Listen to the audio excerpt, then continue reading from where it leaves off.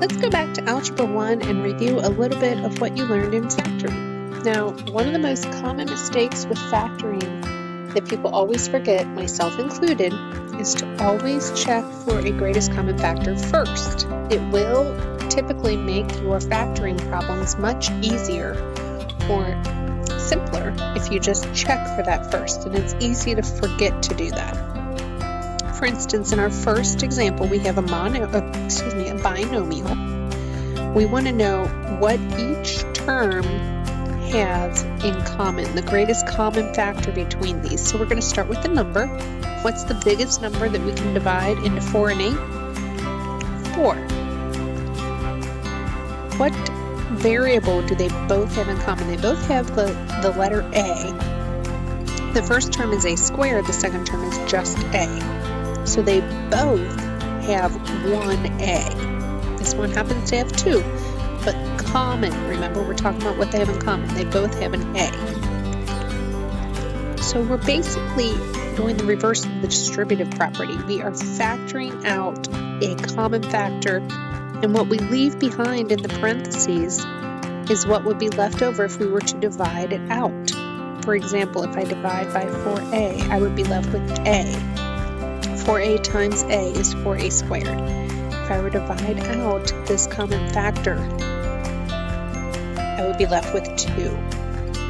So I have factored it. To factor just means to kind of undo the multiplication. We want to break it down into the pieces that multiply together to give me this polynomial. Right here, I can see that the biggest number that I can divide into 9 and 6 is 3. Forgot about my letters. They both have a factor of C. They both have 2 factors of D, but that's it. This one has 3 factors, but this one does not, and we write what they have in common. 3 times what is 9? 3 times 3. 3CD squared times what is 9CD squared? Just times 3, that's it. We're already there. 3CD squared times what gives me negative 6CD cubed? Well, I would need negative 2. 3 times negative 2 is negative 6. C is already there. D needs to multiply by a factor of D squared and needs to multiply by a factor of D to get back to D cubed. Sometimes there's not going to be a greatest common factor. Notice between x squared, 5x, and 6, there's not a number that I can divide out. There's not a common factor. They don't all have a factor of x. When that happens, we're going to have to use a different method. We're going to take this leading coefficient, which in this case is 1, and multiply it by 6. And write it off to the side. Now I'm going to list my factors of 6. 1 and 6, 2 and 3. I'm looking for a combination over here that combines to give me 5. 2 and 3 gives me 5. 6 take away 1 also gives me 5, but this is not a negative 1. This is a positive 1. So this is my winning combination. I'm going to put that into my parentheses. We're basically unfoiling this. We're breaking it down into the 2 binomials that it used to be before we multiplied them together to get this trinomial. So I would have an x, a positive 2, and a positive 3. And if you check it, you can box it. X plus 2, x plus 3 gives me x squared plus 2x plus 3x plus 6. When I put those together, x squared plus 5x plus 6. I get back to what I started with. Let's try another one. 1 times 12. So I'm looking for factors of 12. 1 and 12, 2 and 6, 3 and 4. Notice I have all my factors because the next number would be 4 and 3, but it's already on the list. So once you've made a complete loop, You can stop looking for factors. Now we're looking for factors that combine to give me -8. None of these combine to give me -8. This comes the closest because it gives me 8, but it doesn't give me -8. Remember, when we're looking at a polynomial, the coefficient of the x squared term is a, the coefficient of the x term is b, and the constant is referred to as c. So when the constant is positive,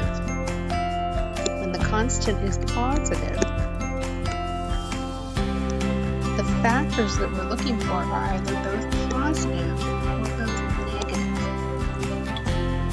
So both positive is not getting me to this -b, so I'm going to change, make them both negative. You see that -2 times -6 is still +12. But when I combine them, I get -8. So these are my factors that I'm going to put into the parentheses. X, take away 2, x, take away 6. Again, if you FOIL it or box it, you will get x squared minus 8x plus 12. Let's take a look at what happens when AC is negative. When C is negative, we have -15. I'm writing my factors, 1 and 15, 2 doesn't work, 3 and 5, 4 doesn't work, 5 is already on the list. I have all my factors. But remember, to get a negative, when I multiply these, one of them has to be negative. So when C is negative, there will be one positive and one negative factor. X plus and X minus. Now we need to look at the sign of B to decide which number is going to be the positive one and which one's going to be the negative one. I'm trying to get a positive 14. Positive, that means the larger number is going to be positive. I want to keep my big numbers positive and my little numbers negative. Do any of these combine to give me 14? -1 and 5 does make 14, so we have a winner. I'm going to put my positive 15 here and -1 right here. If you were to check this by multiplying, you would get x squared. 15x minus 1x is 14x minus 15. What happens when this coefficient isn't 1? Well, I'm still going to multiply just like I did before, but my answer isn't going to be -3. Now it's going to be -18. Let's list factors of 18. 1 and 18, 2 times 9, 3 times 6, 4 doesn't work, 5 doesn't work, 6 times 3 is already on my list. I need one column to be negative. The positive is the B, so my big numbers are positive. I'm going to make these negative. Do any of these combine to give me 7? Yes, this is my winning combination. Now, before, we simply drop them into these parentheses next to the x. We can't do that now. Because of this leading coefficient, we have to pay for it. In order to do that, I'm going to write that leading coefficient and put an x with it and put these winning combinations underneath them. So I'm going to put a -2 and a 9. And now we reduce. I can divide both of those by 2 and I get a 3 and a -1. I can divide both of those by 3 and I get a 2 and a 3. These are now my reduced factors. 3x -1. 2x +3. Go ahead and check it by boxing it. We have 3x, -1, 2x, +3. That gives 6x squared negative 2x, 9x, and negative 3, which these combine to give me 6x squared, 7x, take away 3. So I know it works. Again, something I should have done on the last problem, but I didn't, is check for the greatest common factor first. Always want to be checking for that greatest common factor. Is there something that I can divide each term by? Well, all numbers are even. I could divide each of these by a 2. So I'm going to do that first. I'm going to factor out a 2, and I'm left with 3x squared minus 25x. Divide that by 2 gives me plus 8. Now all I have to do is factor what's left. So I'm going to take that off to the side. 3x squared, take away 25x, add 8. I'm going to factor this. 3 times 8 makes 24. Factors of 24 would be 1 and 24, 2 and 12, and 8, 4 and 6, 5 doesn't work, 6 and 4 is already on my list, so I'm finished making the list. I can't combine any of these to get a negative 25 without making all of these negative. Remember, if this number's positive, those columns are positive, those columns are negative. It's the only way to multiply to get a positive number. Now I see my winning combination here. I'm going to put my A value, my leading coefficient, put my winning combination beneath each one, and reduce. This does not reduce. This will reduce. So I end up with 3x minus 1, x minus 8. That is what this portion equals. So for my final answer, I drop down the 2, I write 3x minus 1, I write x minus 8. That is my fully factored answer. Don't forget that factor of 2 when it's asking for a complete factorization. Alright, greatest common factor. They don't have anything in common. It's not a trinomial, but I could make it a trinomial. I could say x squared plus no x minus 49. That's the same thing. So now I take 1 times negative 49, which would be 1 and 49, 2, 3, 4, 5, 6, 7, and 7. I need one column to be negative, so they multiply to give me a negative 49, and I want them to combine to give me nothing. So 7 and 7. X minus 7, x plus 7. Over here, is there something common? Oh, I can divide both of those by 3, which gives me 9b to the 4th minus 25.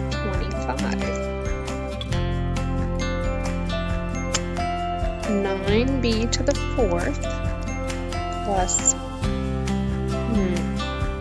this one's a little more complicated, isn't it? Let's go back and look at a pattern here. Notice that x squared is a perfect square. It's x times x. 49 is also a perfect square. It's 7 times 7. When you have a difference of squares, meaning two numbers that are perfect squares subtracted, you can simply use a formula, which can be found right down here. So we should always be checking for that. After we've looked for our greatest common factor, check and see, are we dealing with perfect squares? Is there something I can multiply by itself to get 9b to the 4th? Yes, 3b squared. If I multiply it by itself, I get 9b b to the 4th. So this is a perfect square.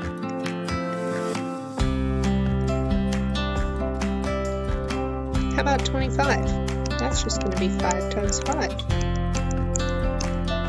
That is also a perfect square. And I have subtraction here. Now, if this was a plus, I couldn't do this process. It has to be subtraction. And the rule is, you simply write the square root first of the first term. Square root of the first term. Square root of the second term. One is positive, one is negative. My GCF drops down for my final answer. That works every time that you have a perfect square. It's important to know what the perfect squares are. So perhaps you should put this in your notes as well.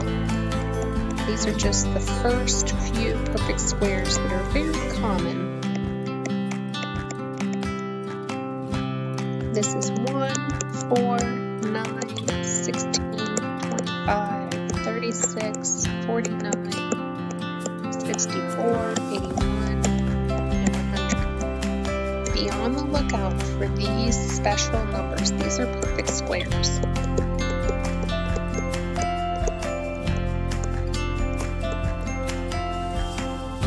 Additionally, we also have a special formula when we have the sum of two cubes, or the difference of two cubes. Let's take a look at what that would look like. Y to the third is a perfect cube. It's y times y times y. 125 is also a perfect cube. It's 5 times 5 times 5. So applying the formula, we just write the cube roots and keep that same sign. Then we're going to square the first term. Y squared is y squared. We're going to square the last term. Negative 5 times negative 5 is 25. And in the middle, we're going to multiply them and change the sign. So y times negative 5 is negative 5y. Change the sign. If you were to put this into a box to check it, it would come out as what we started with. Let me show you. We get y cubed, 5y squared, 25y, negative 5y squared, negative 25y, and negative 125. These cancel. I'm left with y cubed minus 125, so I know that I factored it correctly.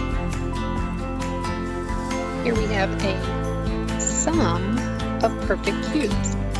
I know it's a perfect cube because m is cubed, 8 is a perfect cube, it's 2 times 2 times 2, 27 is a perfect cube, it's 3 times 3 times 3. I'm going to write the cube roots with the same sign. Then I'm going to square the first term, 2m times 2m. I want to square this and get 4m squared. And then I want to square my last term as well. 3 squared makes 9. Then I multiply them together and change the sign.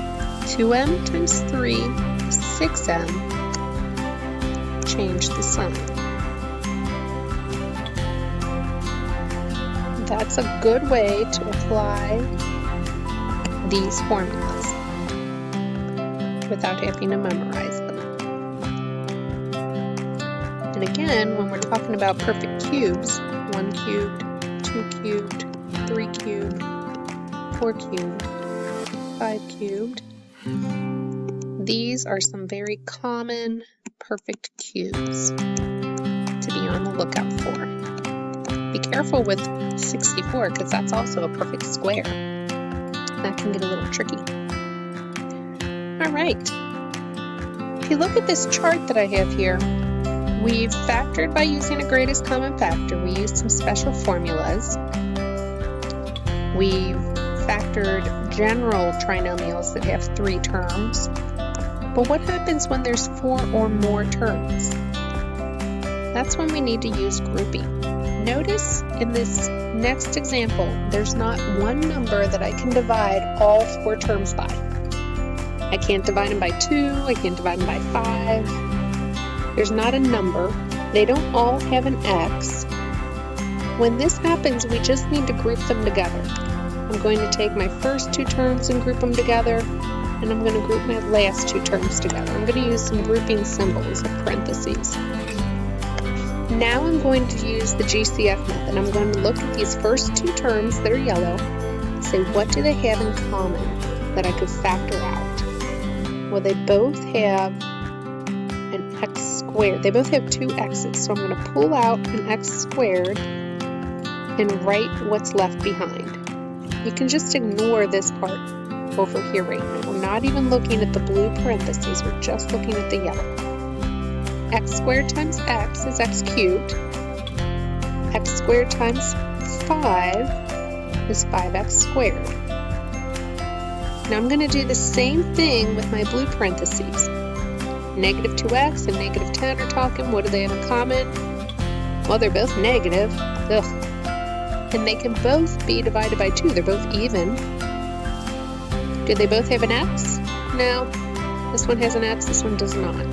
This is all they have in common. Negative 2 times x is negative 2x.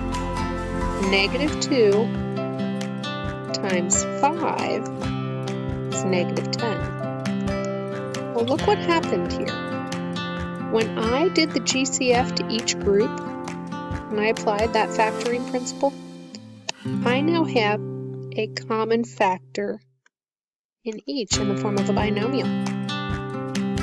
So now I'm going to pull that common factor out and write it out front.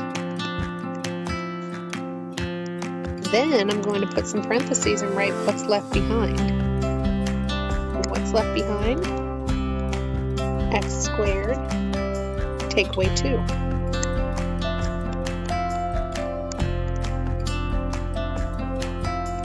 So this is our GCF binomial. And this is what's left behind.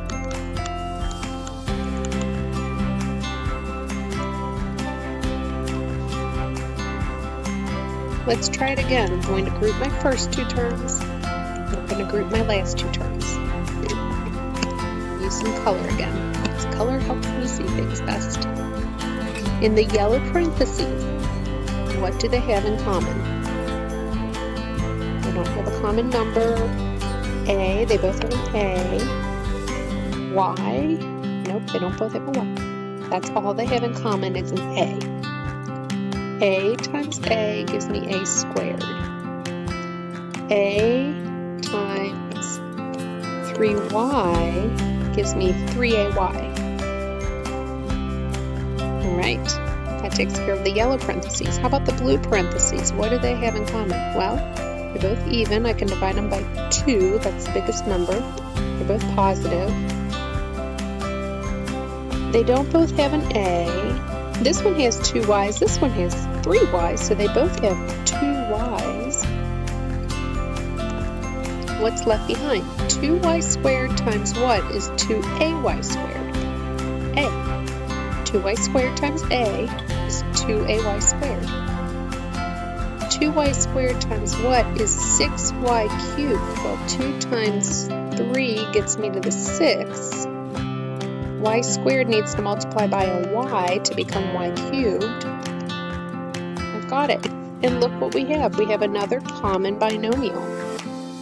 I'm going to write that binomial first, a plus 3y.